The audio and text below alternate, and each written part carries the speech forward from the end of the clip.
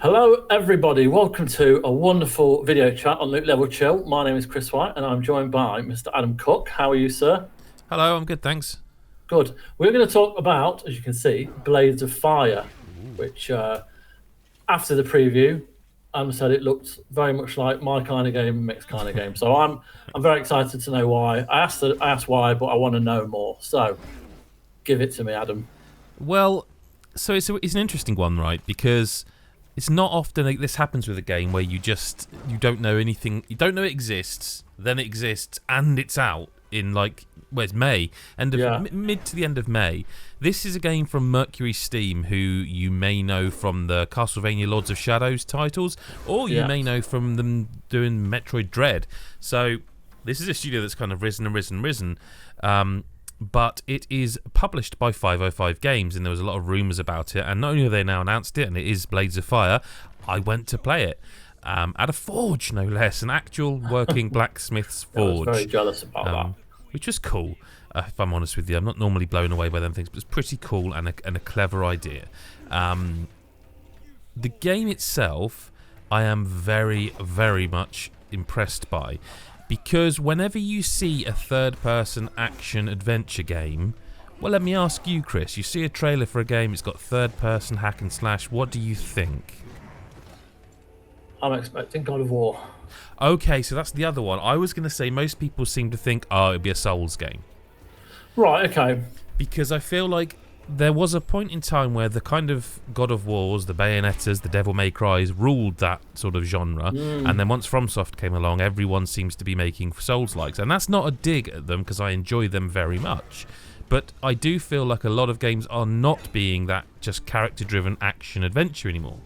Yeah. This is. Awesome. Now, we've got a video interview where we spoke to one of the founders of MercurySteam, actually, and he mentioned the game's 60 to 70 hours. Now, I think he meant, if you do everything. At least I hope he did, because otherwise, bloody hell.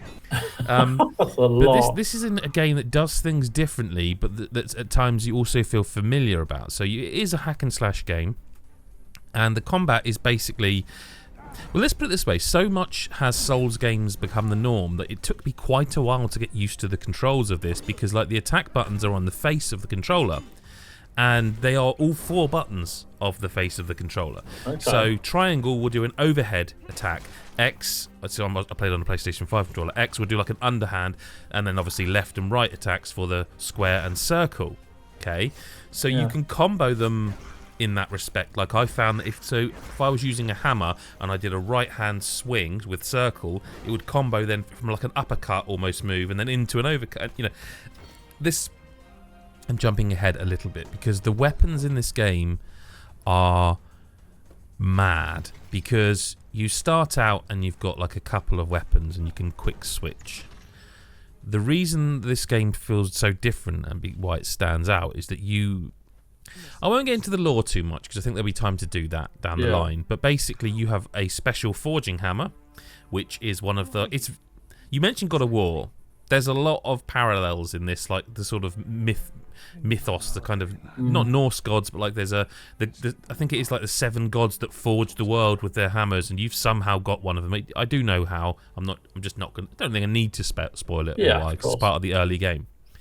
This allows you to transport yourself via an anvil, which is the only bit that is a bit soulsy, where there's like anvils you find in the world that become fast travel, that let you rest, that let you blah, blah, blah. And you can also transport yourself to the forge. Now, when you go to the forge, you have like almost like a drawing pad where you choose which type of weapon you want to make, be it a hammer, a sword, a dagger, a spear. There are more, and there are variants within. From there, you select all manner of aspects of that sword. So there are like 4 or 5 categories, and within each category there are subcategories. So you can make a sword, you can choose whether it's going to be a long sword or a shorter one. You can choose like the helm, what kind of helm, you can choose the design of the sword, and all of this changes the statistics on the sword. So if you go for a longer sword, you're going to probably have a longer reach, but you're going to use more stamina because it's a heavier item, so swinging it takes longer and you more impact on your stamina. That goes across all of the weapons you can build, so you are creating your weapon. Wow. Once you can see all the stats on the right hand side of the screen. Hopefully people will be able to see this as we're talking. Once you've done that, you go to craft it, and there's a little mini game, and you literally have a bar in the shape of the sword or spear or whatever the blade you've created. Okay, and you have to do a mini game with a little hammer to hammer it down to the line. There's like a line on the screen, like I said, and you have to hammer the bars below it to get it as close as you can to a 4-star rating. You don't have to, but it will be better. Yeah. And then you've got your new weapon. Now, when we spoke to the developer, they said, like, we asked, is there infinite possibilities? He said pretty much infinite. Now, I think obviously this is probably not infinite, but the possibilities are kind of not endless, but damn near it, because you can create so many different types of sword or blunt weapon or dagger, and like I say, there's others. You can initially just build certain ones, and so say you come across in the world skeletons that use spears.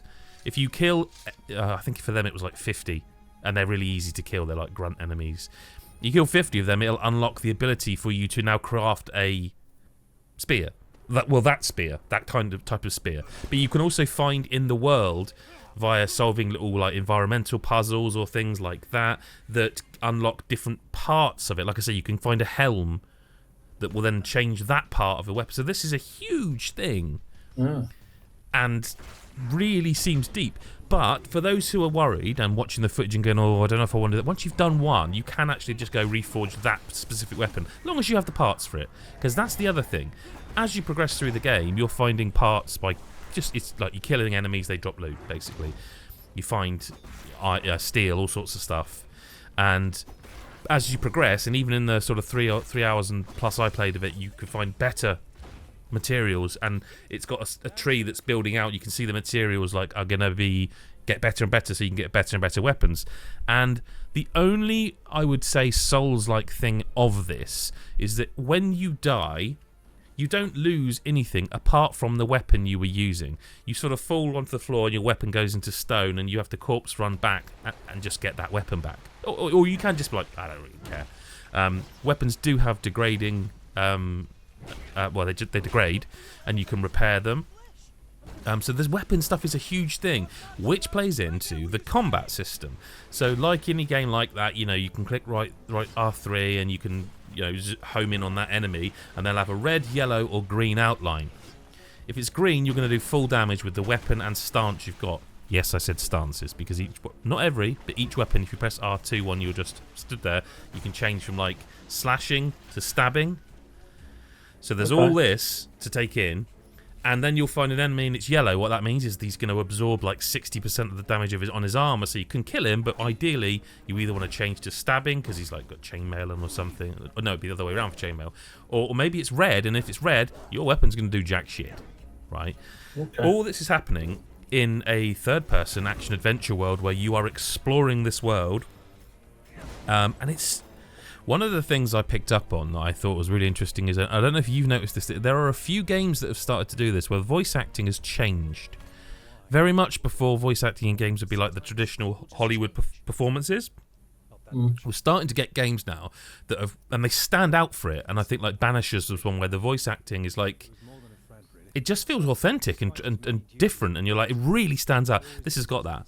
And apparently they actually got the actors for the motion capture to be the voice actors where they were doing it, and they recorded it from those moments. Perfect. Which is why it seems so different. Yeah. It looks gorgeous, by the way. I mean, you can see that for yourself. The combat is interesting. There is some element of, I don't think it's quite Metroidvania, but you can get like an amulet that you can temporarily infused with certain types of ability, and the one I saw was like a slowing time thing. It let me reverse time so I could go across a bridge that previously I couldn't. There seems to be like enemies that are way too strong for you that you can just run into them in the middle of the wilds, and you're like, oh, I'll have a go or I won't. I've got a couple of questions. Yeah. That's all right. No, so, absolutely.